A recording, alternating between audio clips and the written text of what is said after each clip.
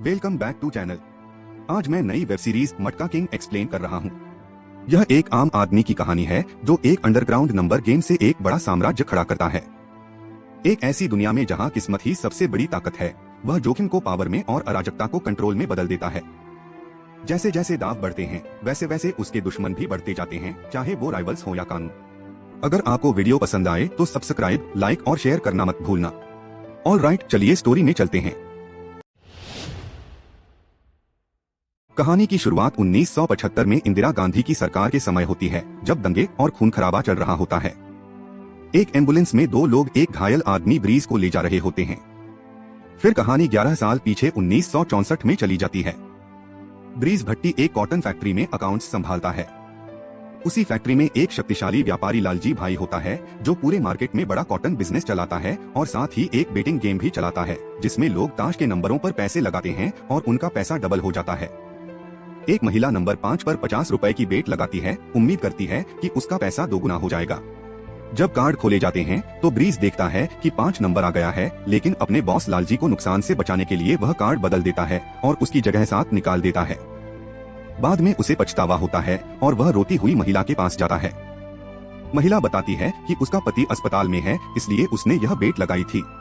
उसकी हालत देखकर ब्रीज उसे न सिर्फ 50 रुपए वापस करता है, बल्कि 100 रुपए देता है और उसे कभी जुआ न खेलने के लिए कहता है, क्योंकि यह बेईमानी है। घर पर उसकी पत्नी गर्भवती होती है।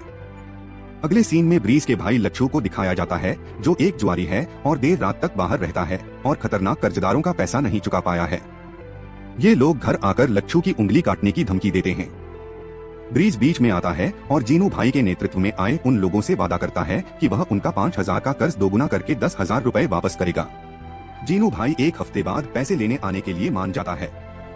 पैसों की जरूरत में ब्रीज रेसकोर्स जाता है, जहां घुड़दौड़ होती है। वह घोड़ा नंबर 1 देखता है और उसकी तैयारी और स्थिति से प्रभावित हो जाता है। शुरुआत में उसे अंदर जाने नहीं दिया जाता, लेकिन वह जोर देकर कहता है कि वह लालजी को जानता है।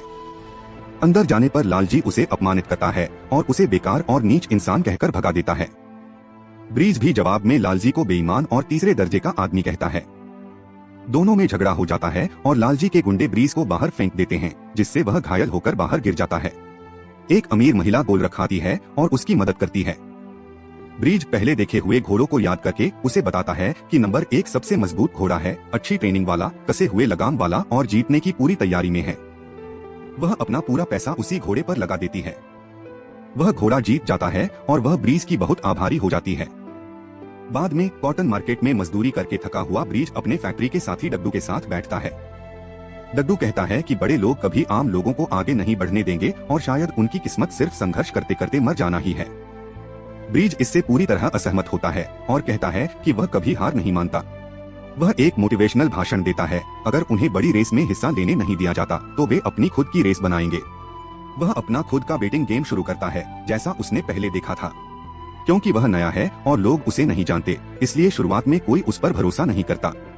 लच्छू के कर्ज की आखिरी तारीख सिर्फ 5 दिन दूर होती है, इसलिए ब्रीज मार्केट के लोगों को इकट्ठा करता है और उन्हें एक बड़ा वादा करता है, पूरी पारदर्शिता और कोई धोखा नहीं।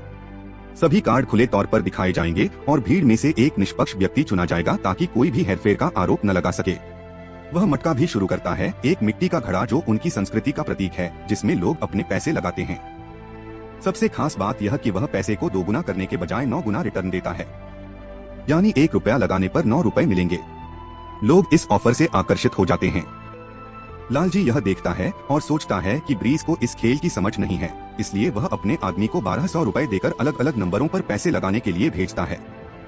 उसका प्लान यह होता है कि जब कोई एक नंबर जीतेगा तो 9 गुना पेमेंट इतनी बड़ी होगी कि ब्रीज दिवालिया हो जाएगा। वह आदमी हर नंबर पर 100 रुपए लगाता है और जब रिजल्ट आता है तो ब्रीज को 9000 रुपए देने पड़ते हैं। किसी तरह वह पूरा पैसा जुटाकर चुका देता है। हालांकि वह आर्थिक रूप से पूरी तरह टूट जाता है और लगभग दिवालिया हो जाता है, लेकिन उसे इससे भी कहीं ज्यादा कीमती चीज मिलती है, ईमानदारी की पहचान। पूरे बाजार के लोग इस बात से बहुत प्रभावित होते हैं कि ब्रीज ने बिना किसी झिझक और बिना धोखा दिए पैसा चुका दिया और उसकी ईमानदारी और भरोसेमंद छवि पूरे बाजार में मशहूर हो जाती है। दूसरे एपिसोड की शुरुआत में ब्रीज भट्टी जीनू भाई के पास जाता है, उसे मिठाई देता है और थोड़ा सा पैसा भी देता है, फिर कहता है कि वह उसका कर्ज वापस करेगा। जीनू भाई उसे उसके 9,000 रुपए के नुकसान की याद दिलाता है और उसका मजाक उड़ाता है। कहता है कि उसे बिजनेस और बेटिंग का कोई असली अनुभव नहीं है और सवाल करता है कि उसके जैसे इंसान से यह सब कैसे संभलेगा।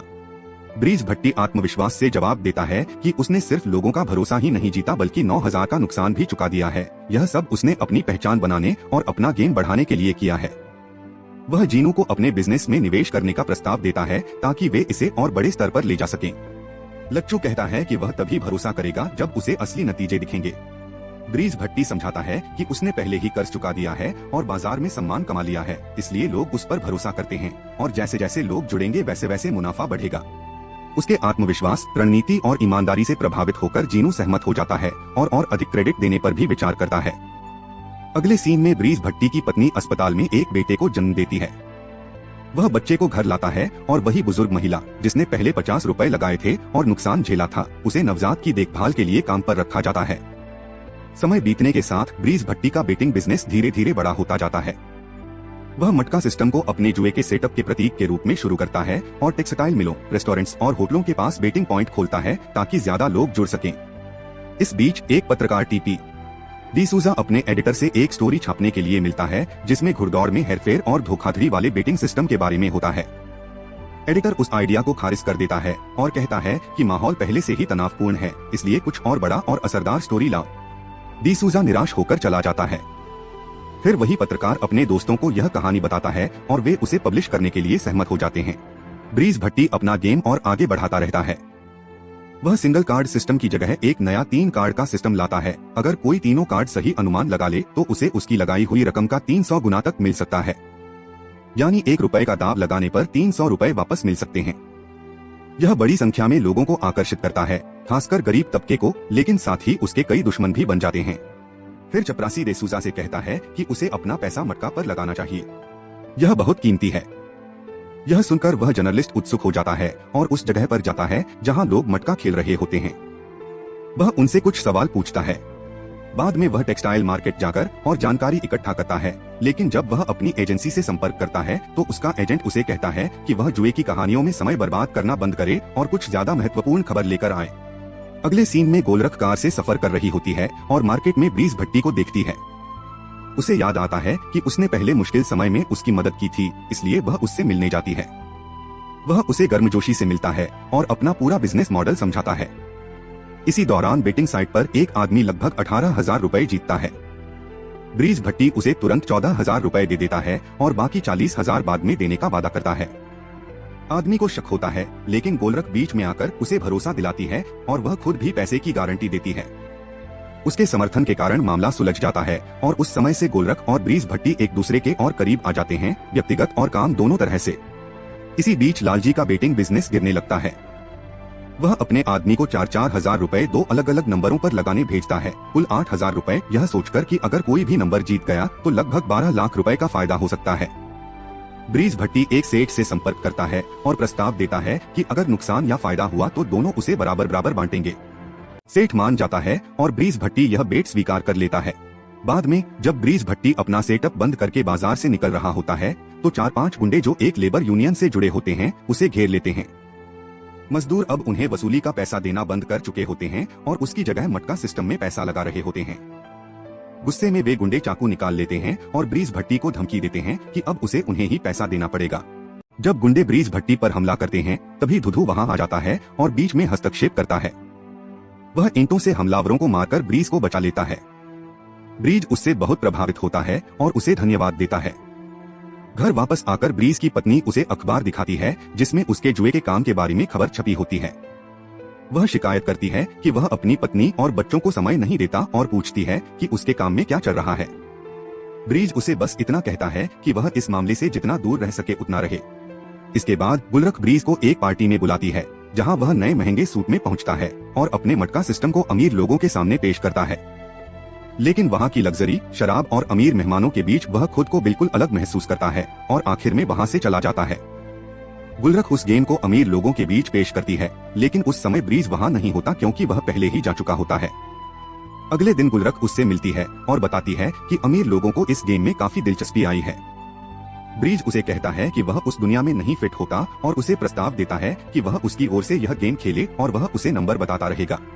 गुलरख मान जाती है। इससे ब्रीज के दिमाग में एक बड़ा आइडिया आता है फ्रेंचाइजी के जरिए विस्तार करने का। वह पूरे भारत में मटका आउटलेट खोलना शुरू करता है। इंदौर से लेकर लखनऊ तक दुकानों, कॉलेजों, मेलों और भीड़ भाड़ वाले बाजारों के पास सेटअप लगाता है। 2 साल के अंदर यह बिजनेस बहुत बड़े स्तर पर फैल जाता है और इतना कैश फ्लो बनने लगता है कि उसे संभालना मुश्किल हो जाता है। इसी बीच टी.टी. डिसूजा एक मंत्री की प्रेस कॉन्फ्रेंस में जाता है जिसमें शराब की दुकानों को बंद करने की बात होती है।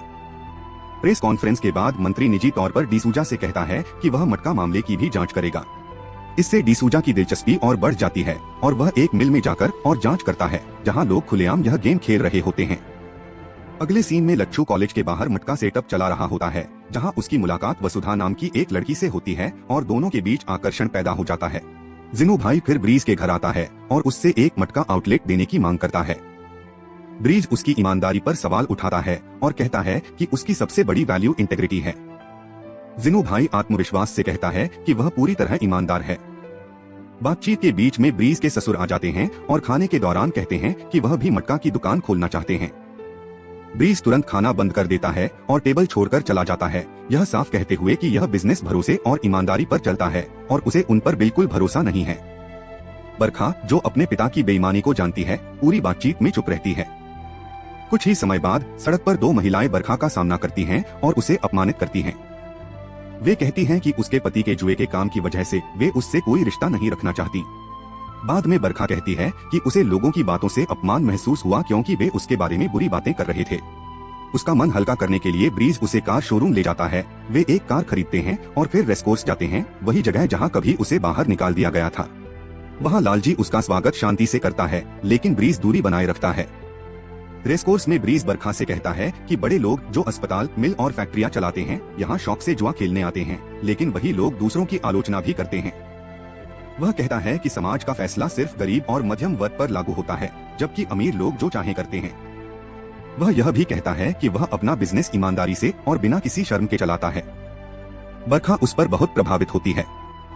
बाद में ब्रीज के ससुर फिर से उसे मटका दुकान खोलने के लिए दबाव डालते हैं और पैसे भी ऑफर करते हैं, लेकिन ब्रीज साफ मना कर देता है। ब्रीज अपने ससुर को बस स्टॉप तक छोड़ने जाता है और उन्हें कुछ पैसे भी देता है, लेकिन वह उन्हें किसी भी मटका आउटलेट खोलने की अनुमति नहीं देता। अगले सीन में लालजी वसुधा को लेकर लच्छू के पास आता है और उससे सवाल करता है कि क्या यह बिजनेस सच में मुनाफे वाला है या नहीं। वह लच्छू का अपमान करता है और कहता है कि वह सिर्फ ब्रीज का कर्मचारी है, कोई असली पार्टनर नहीं है। फिर वह एक शर्त रखता है, अगर लच्छू वसुधा के साथ अपना भविष्य चाहता है तो उसे जीतने वाले नंबर उसे बताने होंगे ताकि वे मिलकर नतीजों में हेरफेर करके बहुत बड़ा मुनाफा कमा सकें। लालच में आकर लच्छू लालजी भाई को जानकारी लीक करने के लिए मान जाता है। बाद में डग्डू अकाउंटेंट हिसाब किताब की जांच करते समय गड़बड़ियां पकड़ लेता है और धोखाधड़ी की रिपोर्ट ब्रीज को दे देता है। बहुत गुस्से और गहरे धोखे की भावना में ब्रीज बाजार में जाता है और लच्छू का कड़ा सामना करता है। ब्रिज अपने भाई को बहुत सख्ती से चेतावनी देता है और कहता है कि अगर उसने उसकी बात नहीं मानी तो वह सब कुछ बर्बाद कर देगा। अगले सीन में इनकम टैक्स के अफसर ब्रिज भट्टी के घर आते हैं और पूरे घर की तलाशी लेते हैं, लेकिन उन्हें कुछ भी नहीं मिलता। ब्रिज उन्हें कहता है कि उसके पास छुपाने के लिए कुछ भी नहीं है और आखिर में वे खाली हाथ चले जाते हैं। अगले सीन में वसुंधा लच्छू को समझाने की कोशिश करती है। वह कहती है कि क्योंकि जीतने वाले नंबर ब्रिज तय करता है तो वे अपने लोगों को गेम में डालकर उन्हें जिता सकते हैं, लेकिन लच्छू साफ मना कर देता है और कहता है कि पूरा सिस्टम ईमानदारी पर चलता है और वह अपने भाई के साथ धोखा नहीं करेगा। वसुंधा उसे चेतावनी देती है कि इस तरह वह हमेशा छोटा ही रहेगा, लेकिन लच्छू अपनी बात पर कायम रहता है।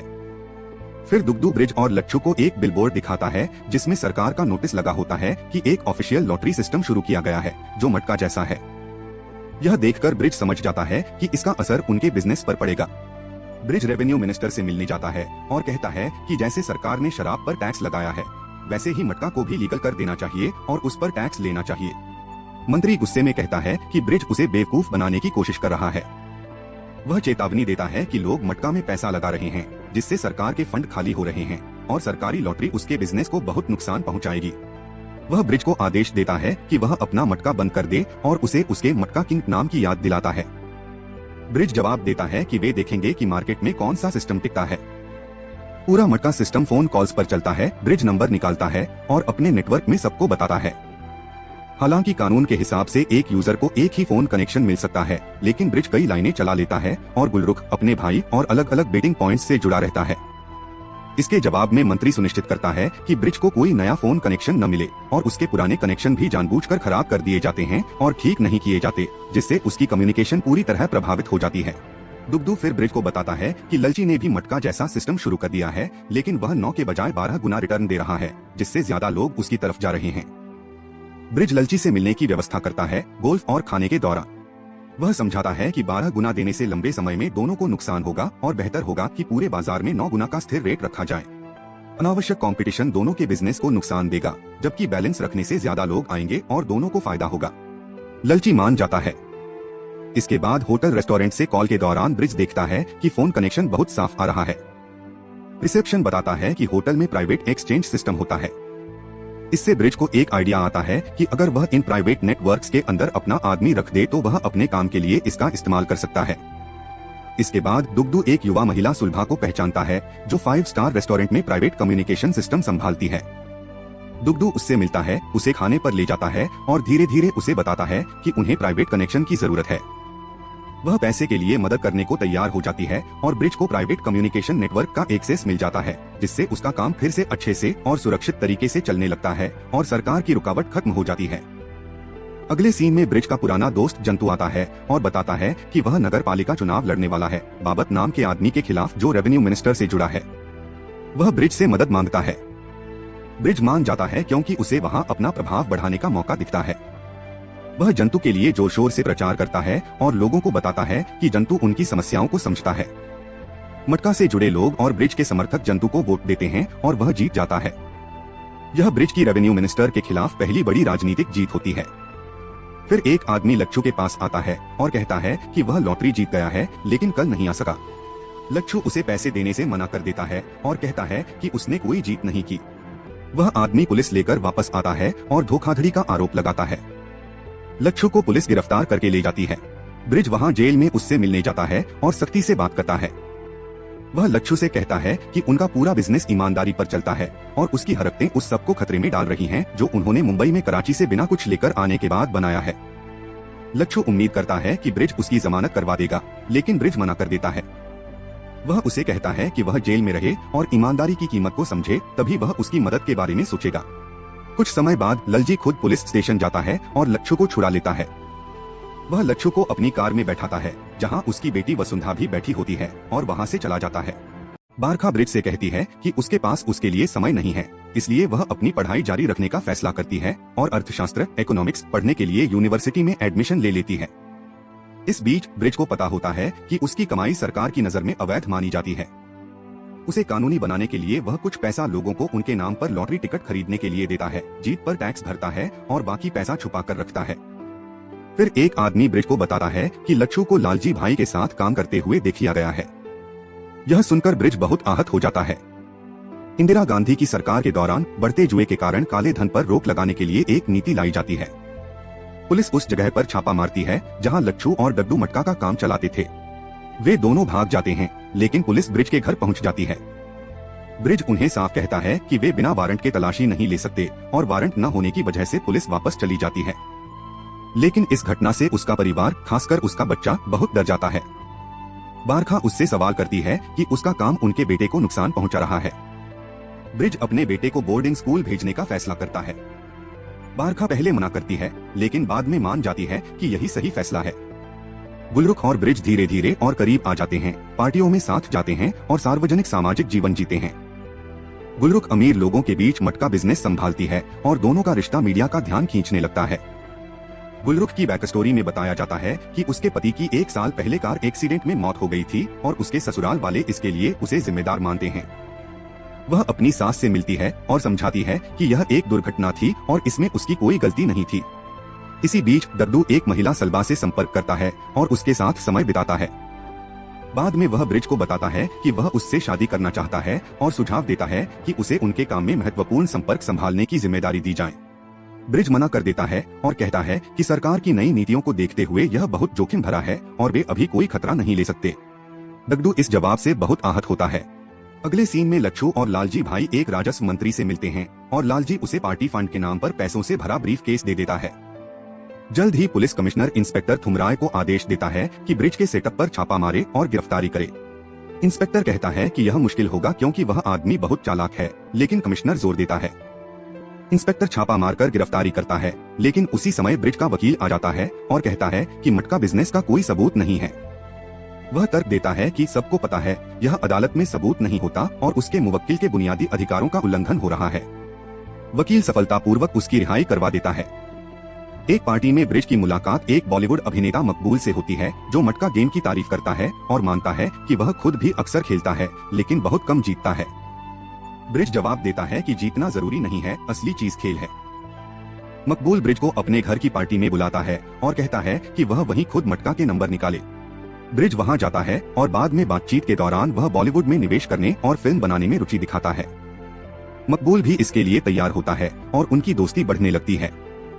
अगले दिन ब्रिज डग्गू को 10 लाख रुपए देता है और कहता है कि यह पैसे मकबूल को दे दे। डग्गू पूछता है कि बिना किसी लिखित समझौते के इतना बड़ा पैसा क्यों दिया जा रहा है। ब्रिज समझाता है कि यह काला धन है, इसे ऐसे निवेश करने से और ज्यादा फायदा हो सकता है और साथ ही यह वैध भी हो जाएगा। डग्गू पैसे दे देता है और मकबूल अपना आभार भेजता है। अगले सीन में टीपी डिसूजा अपने एडिटर के साथ बैठा होता है, जो फोन करने की कोशिश करता है लेकिन साफ लाइन नहीं मिलती। डिसूजा समझाता है कि 9 से 12 के बीच सभी टेलीफोन लाइनें जाम रहती हैं क्योंकि उसी समय मटका के नंबर घोषित होते हैं। ट्रैफिक इतना ज्यादा होता है कि उन घंटों में एम्बुलेंस तक बुलाना मुश्किल हो जाता है। एडिटर इसे अपराध घोषित करता है। डिसूजा जवाब देता है कि वह यही बात बहुत समय से कहना चाह रहा था। आखिर में एडिटर उसे इस पर लिखने को कहता है।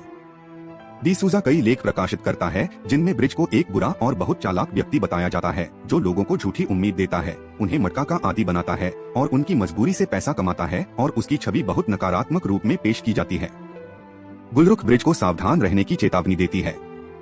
वह उसकी चिंता को पूरी तरह नजरअंदाज कर देता है और कहता है कि उसे प्रेस जो लिखता है उससे कोई फर्क नहीं पड़ता, वे जो चाहे लिख सकते हैं। मीडिया के दबाव की वजह से ब्रिज को एक और इनकम टैक्स नोटिस मिलता है और पुलिस फिर से छापा मारती है, इस बार लालजी भाई के मटका अड्डे पर भी, जहां उसके लोगों को गिरफ्तार कर लिया जाता है। केस संभालने वाला इंस्पेक्टर काफी ईमानदार होता है, जो किसी के साथ पक्षपात नहीं करता और सभी अवैध जुए के खिलाफ बराबर कार्रवाई करता है। लालजी भाई मंत्री को फोन करता है और शिकायत करता है कि उसे पैसा देने के बावजूद भी छापा मारा गया। फिर रेवेन्यू मंत्री दखल देता है और पुलिस कमिश्नर को फोन करता है, जो इंस्पेक्टर को आदेश देता है कि लालजी के लोगों को छोड़ दे। इंस्पेक्टर साफ मना कर देता है और कहता है कि वे भी अवैध जुए में बराबर दोषी हैं। कमिश्नर कहता है कि यह सीधा आदेश है, लेकिन इंस्पेक्टर अपनी बात पर अड़ा रहता है। वह कहता है कि यह आदेश गलत है, वह पक्षपात में विश्वास नहीं करता और अगर उन लोगों को छोड़ना है तो उसे लिखित में आदेश दिया जाए। वह फोन काट देता है। थोड़ी देर बाद उसे सस्पेंशन लेटर मिल जाता है और वह चुपचाप अपना ऑफिस छोड़ देता है। बाद में वही सस्पेंड इंस्पेक्टर पत्रकार टीपी डिसूजा के साथ चाय पीते हुए दिखता है। एक क्राइम रिपोर्टर और पुलिस वाले का ऐसा कनेक्शन होना आम बात है, क्योंकि पत्रकारों के पास पुलिस के निचले स्तर तक के सोर्स होते हैं। अचानक मन में आए ख्याल से इंस्पेक्टर एक मटका टिकट खरीदता है और हैरानी की बात है कि उसका नंबर लग जाता है। वह खुद भी पैसे जीत जाता है। अगले सीन में सलवा को गिरफ्तार कर लिया जाता है, जब वह फोन पर मटका के रिजल्ट बता रही होती है और उसके एक साथी ने पुलिस को खबर दे दी होती है। डग्गू तुरंत स्टेशन पहुंचता है और उसे भरोसा दिलाता है कि वह जल्दी छूट जाएगी, लेकिन ब्रिज का वकील सलाह देता है कि फिलहाल उससे दूरी बनाए रखें ताकि शक उन पर न आए। डग्गू जोर देकर कहता है कि सलवा ने उनके लिए बहुत कुछ किया है और उसे तुरंत मदद मिलनी चाहिए। ब्रिज कहता है कि उसे कोई हमेशा के लिए जेल में नहीं रख सकता, लेकिन उन्हें हालात शांत होने का इंतजार करना होगा। डग्गू बहुत दुखी हो जाता है कि ब्रिज उसकी बात नहीं सुन रहा और दोनों के बीच तनाव बढ़ने लगता है। ब्रिज को फिर पता चलता है कि उसका भाई लच्छू ने लालजी भाई की बेटी से सगाई कर ली है और उसे बुलाया तक नहीं गया। दुखी और गुस्से में ब्रिज लालजी भाई के सामने ही लच्छू से पूछता है, क्या मैं तुम्हारे लिए कुछ भी नहीं हूँ? लच्छू जवाब देता है कि ब्रिज ने खुद पहले सारे रिश्ते तोड़ दिए थे। ब्रिज फिर भी कहता है कि चाहे कुछ भी हो जाए, शादी की व्यवस्था वही करेगा। वह एक इंटरनेशनल स्टेडियम जाता है और मैनेजर से कहता है कि वह उसे शादी के लिए बुक कर दे। मैनेजर मना कर देता है और कहता है कि वहाँ पहले से भारत बनाम पाकिस्तान का क्रिकेट मैच तय है। ब्रिज उससे मैच की तारीख बदलने को कहता है और किसी भी सेटलमेंट की रकम देने की पेशकश करता है। मैनेजर फिर भी नहीं मानता, लेकिन मजाक में कहता है कि अगर ब्रिज पहले से मटका के नंबर बता दे तो कुछ किया जा सकता है। ब्रिज तुरंत मना कर देता है और कहता है कि वह नंबर तब भी नहीं बताएगा अगर खुद भगवान भी कहें। मैनेजर उसे दूसरा वेन्यू ढूंढने को कहता है। ब्रिज गुस्से में बाहर चला जाता है, लेकिन फिर जिद से कहता है कि शादी उसी स्टेडियम में होगी और कहीं नहीं। थोड़ी देर बाद पत्रकार टीपी डिसूजा को खबर मिलती है कि भारत बनाम पाकिस्तान का मैच में मौसम की वजह से किसी और जगह शिफ्ट कर दिया गया है। डिसूजा को यह बात संदिग्ध लगती है। आधिकारिक वजह मौसम बताई जाती है, लेकिन संकेत मिलता है कि इसके पीछे ब्रिज का हाथ हो सकता है। शादी स्टेडियम में होती है, संगीत, नाच और जश्न से भरी हुई। ब्रिज भी उत्सव में शामिल होता है और लालजी भाई के साथ उसका रिश्ता भी सामान्य होता दिखता है। लेकिन डग्गू अभी भी दूर और दुखी रहता है। सलवा वाले मामले की वजह से वह ब्रिज से नाराज है। जश्न के बीच अचानक सीबीआई आ जाती है, जुए के आरोपों के चलते। वे लच्छू से पूछताछ करते हैं, जो किसी भी तरह की संलिप्तता से इनकार करता है। ब्रिज अधिकारियों से कहता है कि या तो वे सही सबूत दिखाए या सुबह वारंट लेकर आए। अधिकारी कहते हैं कि वे वारंट बाद में ले आएंगे, लेकिन अभी किसी को साथ ले जाना होगा। वे लच्छू को पूछताछ के लिए अपने साथ ले जाते हैं। सीन के अंत में ब्रिज शादी के बीच अकेला खड़ा रह जाता है। उसके चारों तरफ जश्न चल रहा होता है, लेकिन वह अंदर से बहुत दुखी और भावुक दिखता है। दूसरे आखिरी एपिसोड की शुरुआत लच्छू की कोर्ट हियरिंग से होती है। ब्रिज का वकील तर्क देता है कि सिर्फ गवाहों के बयान के आधार पर किसी को दोषी नहीं ठहराया जा सकता और जमानत की अर्जी देता है। लच्छू को बेल मिल जाती है और वह बाहर आ जाता है, लेकिन अपने भाई को ठीक से धन्यवाद भी नहीं देता। डग्गू यह सब चुपचाप देखता है और नोटिस करता है कि ब्रिज ने लच्छू को छुड़ाने के लिए सब कुछ किया, लेकिन सलवा के लिए कुछ नहीं किया। डग्गू जेल में सलवा से मिलने जाता है। वह रोने लगती है और कहती है कि अब और सहा नहीं जा रहा, और जमानत की गुहार लगाती है। डग्गू अंदर से हिल जाता है और उसे भरोसा दिलाता है कि वह कोशिश कर रहा है, लेकिन उसके मन में ब्रिज के लिए गुस्सा बढ़ता जाता है। जब वह ब्रिज के वकील से बात करता है तो उसे बताया जाता है कि केस मुश्किल है और समय लगेगा, जिससे डग्गू और ज्यादा परेशान हो जाता है। इसके बाद ब्रिज लच्छू से मिलने जाता है और उससे माफी मांगता है। लालजी भाई बीच में आकर लच्छू को समझाता है कि वह अपने बड़े भाई को दूर न करे। लच्छू मान जाता है, लेकिन एक शर्त रखता है। वह चाहता है कि ब्रिज डोंगरी के एक बड़े इन्वेस्टर से मिले जो उनके बिजनेस को 4-5 गुना बढ़ा सकता है। ब्रिज मान जाता है और उस आदमी से मिलता है जो असल में एक खतरनाक स्मगलर और गैंगस्टर होता है, जिसका नाम दराब वाडेकर है। दराब 50 से 50 पार्टनरशिप का ऑफर देता है और कहता है कि वे ब्रिज के सिस्टम को क्रिकेट सट्टेबाजी में इस्तेमाल करें, क्योंकि वही भविष्य है। लालजी भाई इस डील को लेकर बहुत खुश होता है, लेकिन ब्रिज मना कर देता है। बाद में वह लच्छू को समझाता है कि ऐसे आदमी को एक बार अंदर आने दिया तो वह सब कुछ अपने कब्जे में कर लेगा। वह साफ कहता है कि उसने अपना सिस्टम ईमानदारी से बनाया है और वह इसे किसी ऐसे गैंगस्टर को नहीं देगा जो हिंसा और अपराध में शामिल है।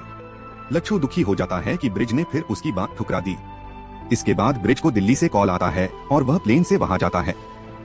रेवेन्यू मंत्री, जो अब सेंट्रल गवर्नमेंट में है, उससे कहता है कि उसने उसे सिर्फ यह दिखाने के लिए बुलाया है कि उसकी ताकत दिल्ली से मुंबई तक फैली हुई है। वह ब्रिज को कहता है कि वह दराब के साथ डील मान ले और भरोसा दिलाता है कि दराब को पूरी सरकारी सुरक्षा मिली हुई है। ब्रिज साफ मना कर देता है और कहता है कि वह ऐसे आदमी के साथ काम नहीं कर सकता जिसे सही और गलत की समझ ही नहीं है। मंत्री उसे घुमा फिराकर धमकी देता है, लेकिन ब्रिज अपनी बात पर अड़ा रहता है और वहां से चला जाता है। वापसी की फ्लाइट में ब्रिज को बताया जाता है कि मौसम की वजह से देरी हो रही है। वह बेचैन हो जाता है और कहता है कि उसे 9 बजे तक मटका के नंबर घोषित करने हैं। वह पायलट से बात करने की मांग करता है और पायलट उसका फैन निकलता है। पायलट सुझाव देता है कि ब्रिज यही प्लेन में नंबर निकाल ले और फोन से बता दे। ब्रिज ऐसा करता है और खुश होता है, यह देखकर कि उसका गेम कितनी दूर तक फैल चुका है। घर लौटकर ब्रिज देखता है कि उसकी पत्नी अपने टीचर से बात कर रही है। वह उस समय शांति से व्यवहार करता है, लेकिन बाद में बरखा से कहता है कि वह उस आदमी को घर में नहीं देखना चाहता। बरखा जवाब देती है कि वह कभी घर पर होता ही नहीं है और उसे किसी ऐसे इंसान की जरूरत है जो उसकी बात सुने। फिर वह उससे सामना करती है, कहती है कि वह लंबे समय से मीडिया में उसका नाम गुलरुख के साथ जुड़ते हुए सह रही है और उसने एक पति और पिता की जिम्मेदारियां भूल चुका है। दोनों के बीच जोरदार झगड़ा होता है और उनके रिश्ते में दूरी और बढ़ जाती है। आखिर में ब्रिज एक नया घर खरीदता है और बरखा से कहता है कि वह और उनका बेटा वहां रहें, जबकि वह खुद अलग रहेगा ताकि वे उसकी जिंदगी के नतीजों से दूर रहें। एक सुबह वह अपने घर में अकेला उठता है, आवाज लगाता है और महसूस करता है कि वहाँ कोई नहीं है। इतना सब कुछ हासिल करने के बाद भी लच्छू उससे दूर हो चुका है, उसकी शादी टूट चुकी है और डड्डू भी अब उसके पास नहीं आता। ब्रिज खुद को पूरी तरह अकेला महसूस करता है। इसी बीच सस्पेंड किया गया इंस्पेक्टर शराब पीने का आदी हो जाता है और मटका जुए का भी आदी बन जाता है, जिससे वह सब कुछ हार देता है। वह डिसूजा के पास जाता है, जो उसे याद दिलाता है कि उसने पहले ही उसे इसमें पढ़ने से मना किया था। जैसे जैसे डिसूजा अपने काम में व्यस्त होता जाता है, इंस्पेक्टर खुद को नजरअंदाज किया हुआ और बेकार महसूस करने लगता है। वह टूटे हुए हाल में घर लौटता है और बाद में उसकी पत्नी उसे मृत पाती है। उसने खुद अपनी जान ले ली होती है। अंतिम संस्कार में डिसूजा गहरे दुख के साथ यह सब देखता है और महसूस करता है कि एक ईमानदार इंसान को एक भ्रष्ट सिस्टम ने खत्म कर दिया। वह फैसला करता है कि वह इस पर और लिखेगा। अगले सीन में लच्छू आखिरकार दराब के साथ साझेदारी करने का फैसला करता है। वे मिलकर अपना कानूनी और गैर कानूनी पैसा दराब की कंपनियों और मटका सिस्टम में लगाते हैं। कुछ ही समय बाद ब्रिज का एक आदमी बताता है कि पैसे से भरे ड्रम यानी कैश बैरल्स गायब हो रहे हैं। ब्रिज उसे कहता है कि इस बात को छुपा कर रखे और जो पैसा बचा है उसे सुरक्षित रखे। फिर दर्शकों को पता चलता है कि ब्रिज का पैसा चुराने वाला कोई और नहीं बल्कि डग्डू खुद है। ब्रिज के द्वारा सुखभा के मामले में ध्यान न देने की वजह से डग्डू के अंदर कड़वाहट भर गई थी और वह पूरी तरह उसके खिलाफ हो गया है। यह भी पता चलता है कि लच्छू की शादी में जो सीबीआई को खबर दी गई थी वह भी डग्डू ने ही दी थी, जिससे उस रात छापा पड़ा था। आखिरी एपिसोड की शुरुआत 1975 में होती है, जब इंदिरा गांधी के खिलाफ बड़े पैमाने पर विरोध प्रदर्शन चल रहे होते हैं। पूरी विपक्षी पार्टी सड़कों पर होती है, लेबर यूनियनें मजदूरों के अधिकारों के लिए हड़ताल पर होती हैं और बॉम्बे के कई बिजनेस प्रभावित होते हैं, जिसमें ब्रिज का मटका ऑपरेशन भी शामिल होता है, क्योंकि हड़ताल के कारण मजदूरों के पास पैसे नहीं होते कि वे दाव लगा सकें। गुलरुख ब्रिज की मुलाकात पेस्टन जी से करवाती है, जो एक शक्तिशाली मिल मालिक है। वह सरकार के समर्थन से मिलों को बंद करके उनकी जगह होटल बनाने की योजना बना रहा होता है। वह ब्रिज से कहता है कि वह अपने प्रभाव का इस्तेमाल करके मजदूरों को हड़ताल खत्म करने के लिए मनाए, क्योंकि जब मजदूरी फिर से शुरू होगी तो ब्रिज का बिजनेस भी ठीक हो जाएगा। लंच के दौरान गुलरुख बार बार ब्रिज को यह डील मानने के लिए कहती है। ब्रिज, जो पहले से ही अकेलापन और भावनात्मक दर्द झेल रहा होता है, उससे कहता है कि वह कभी उसके दर्द को समझ ही नहीं पाई और हमेशा सिर्फ बिजनेस की बात करती है। गुलरुख याद दिलाती है कि वही थी जिसने मटका को एलीट लोगों तक पहुंचाया था और ब्रिज ने अमीर खिलाड़ियों से बहुत फायदा उठाया है। पेस्टन जी वहां आता है और ब्रिज चुपचाप कहता है कि वे दोनों मिलकर डील फाइनल कर लें और वहां से चला जाता है। इसके बजाय ब्रिज एक लेबर यूनियन रैली में जाता है। मजदूर उसे गर्मजोशी से स्वागत करते हैं और उसे माइक दे देते हैं। वह उनसे हड़ताल खत्म करने के लिए नहीं कहता, बल्कि उनके साथ खड़ा हो जाता है। वह खुले तौर पर मानता है कि हड़ताल उसकी बिजनेस को सबसे ज्यादा नुकसान पहुंचा रही है, फिर भी वह उनसे हड़ताल खत्म करने के लिए नहीं कहता। वह कहता है कि उन्हें उनके अधिकार मिलने चाहिए और वह उनका शोषण नहीं करेगा। भीड़ तालियां बजाती है, उसका नाम अखबारों में फैल जाता है और मंत्री भी उसकी बढ़ती लोकप्रियता पर ध्यान देता है। लालजी भाई, लच्छू, पेस्टन जी और दराब मिलकर ब्रिज के बढ़ते प्रभाव पर चर्चा करते हैं। लालजी सुझाव देता है कि दराब को ब्रिज को खत्म कर देना चाहिए। लच्छू अपने भाई का बचाव करता है, लेकिन लालजी कहता है कि ब्रिज हमेशा से समस्या रहा है और अब नियंत्रण से बाहर हो गया है। इसी बीच डग्डू को गुंडे पैसे संभालते समय पकड़ लेते हैं। वह गलियों में भागता है और तभी उसके सामने ब्रिज आ जाता है। डग्डू गुस्से और भावनाओं में टूटकर सब कुछ कह देता है। वह ब्रिज पर स्वार्थी होने का आरोप लगाता है, कहता है कि उसकी वजह से उसने अपनी पत्नी, बच्चा, दोस्त और भाई सब खो दिए हैं और वह हमेशा अकेला रहेगा। ब्रिज शांत होकर जवाब देता है कि अब उनकी राहें पूरी तरह अलग हो चुकी हैं और वह वहां से चला जाता है। इसके बाद लच्छू चुपके से ब्रिज से मिलता है और उसे चेतावनी देता है कि मंत्री, लालजी भाई और दराब सभी मिलकर उसे मारने की योजना बना रहे हैं। उसी समय मंत्री संपादक पर दबाव डालता है कि वह ब्रिज के खिलाफ नकारात्मक खबरें छापे। संपादक यह स्टोरी डिसूजा को देता है, जो एक लेख लिखता है जिसमें वह कहता है कि असली भ्रष्टाचार सिस्टम में है और ब्रिज सिर्फ उसका एक लक्षण है। लेकिन जब लेख प्रकाशित होता है तो उसमें से लालजी, दराब और सरकारी लोगों के सभी महत्वपूर्ण नाम हटा दिए जाते हैं। डिसूजा बहुत गुस्सा होता है, लेकिन संपादक कहता है कि उसने मैनेजमेंट के दबाव में काम किया है और बस उतना ही छापा जा सकता था। डिसूजा फिर एक अनजान नंबर से ब्रिज को कॉल करता है, अपनी पहचान बताए बिना, और उसे चेतावनी देता है कि उसका नाम सरकार की हिट लिस्ट में डाल दिया गया है और उसे तुरंत छिप जाना चाहिए। दूसरी तरफ दराब अपने लोगों को आदेश देता है कि ब्रिज को मार दिया जाए और उसका पैसा और मटका सिस्टम कब्जे में ले लिया जाए। ब्रिज बरखा को एक फिल्म प्रीमियर में ले जाता है, एक फिल्म जिसमें उसने मकबूल के जरिए निवेश किया था। स्टेज पर मकबूल सभी प्रोड्यूसर्स का नाम लेता है, लेकिन जानबूझकर ब्रिज का नाम नहीं लेता ताकि उसका विवादित नाम फिल्म से न जुड़ जाए। ब्रिज को बहुत अपमान महसूस होता है। उसी समय बरखा और गुलरुख अचानक वॉशरूम में मिलती हैं। गुलरुख बरखा से कहती है कि वह ब्रिज से सारे रिश्ते खत्म कर रही है, क्योंकि उसने कभी उसकी बात नहीं सुनी और हमेशा बिजनेस को सबसे ऊपर रखा। बरखा चुपचाप वहां से चली जाती है। थोड़ी देर बाद बंदूकधारी ब्रिज की कार पर हमला कर देते हैं। वह अपने ड्राइवर को किसी भी हालत में गाड़ी न रोकने का आदेश देता है और वे तेजी से वहां से निकल जाते हैं। हमला बच जाने के बाद ब्रिज छिपकर रहने लगता है, लेकिन उसे नींद नहीं आती। लच्छू और डग्डू की बातें उसे परेशान करती रहती हैं और उसे एहसास होता है कि उसने अपने ही हाथों से कितना कुछ बर्बाद कर दिया है। दराब के आदमी पूरे शहर में फैल जाते हैं, ब्रिज के ऑपरेशन को लूटते हैं और उसके स्टाफ को परेशान करते हैं। अंडरग्राउंड और अकेले जीवन जीते हुए एक दिन ब्रिज को अपने बेटे से मिलने की बहुत तीव्र इच्छा होती है। वह हॉस्टल जाता है और गेट के बाहर से अपने बेटे का नाम अनमोल पुकारता है। उसका बेटा उसे देखता है लेकिन उसके पास नहीं आता। ब्रिज पूरी तरह टूट जाता है और वहां से चला जाता है। अपने आखिरी कदम में ब्रिज पुलिस कमिश्नर को कॉल करता है और कहता है कि अगर उन्हें उसे गिरफ्तार करना है तो वह अपने घर पर इंतजार करेगा। जब कमिश्नर आता है, ब्रिज अपने सेटअप की महिला रुक्मणी को एक लाइटर और सिगरेट का डिब्बा शांत और अर्थपूर्ण नजर से देता है। वह समझ जाती है। जैसे ही ब्रिज को पुलिस हिरासत में ले जाया जाता है, दराब के लोग मटका सेटअप को लूटने के लिए आते हैं, लेकिन रुक्मणी सब कुछ आग लगा देती है। पूरा सिस्टम जलकर राख हो जाता है। ट्रांसपोर्ट के दौरान ब्रिज पर हमला होता है और उसे गोली लगती है। वह बुरी तरह घायल हो जाता है। उसे एम्बुलेंस में डाला जाता है। पहले वह बेहोश होता है, फिर थोड़ी देर के लिए होश में आता है। उस आखिरी पल में उसकी आवाज आती है, कभी कभी पूरे पत्तों के खेल का फैसला सिर्फ एक चाल पर निर्भर होता है और कभी कभी वही एक चाल सब कुछ तय कर देती है। सीरीज खत्म हो जाती है।